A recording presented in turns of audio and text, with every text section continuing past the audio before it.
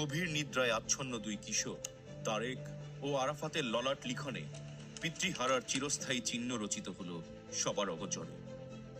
কাল সকালেই ফিরবো ইনশাল্লাহ। বেগম জিয়াকে কয়েক ঘন্টা আগে দেয়া শেষ প্রতিশ্রুতি অপূর্ণই রয়ে গেল। এক মাতাল ঘাতকের বুলেটে বেগম জিয়ার জন্য নির্ধারিত হলো এক দীর্ঘ বৈধব্য যাত্রার, তা তিনি জানতেও পারলেন না। মাত্র ২০ মিনিটের এক হঠকারী অভিযানে নিদ্রাচ্ছন্ন দেশবাসীর অগোচরে নিশ্চিহ্ন হলো বাংলাদেশের সম্ভাবনার অগ্রযাত্রা।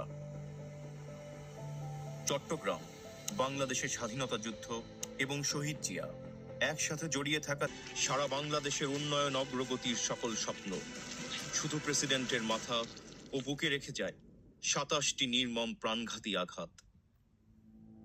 এমন আকস্মিক আক্রমণে হতভম্ব হয়ে পড়ে ঘাতক মতিউরের সঙ্গে আসা অন্য সৈনিকেরা। কিং কর্তব্য বিমূঢ় সেনাদল একরাশ অবিশ্বাস নিয়ে অতি দ্রুত নিচে নেমে গেল। এই ষড়যন্ত্রের পরিকল্পনায় প্রেসিডেন্টকে হত্যা করার কথা তো ছিল না। সিঁড়ির গোড়ায় পড়ে রইল রাষ্ট্রপতির নিথর দেহ। তাদের চরম বিপদগ্রস্ত করে দিয়েছিলেন স্বাধীনতার ঘোষণা। দায়িত্ব পালন করেছিলেন জেড ফোর্স।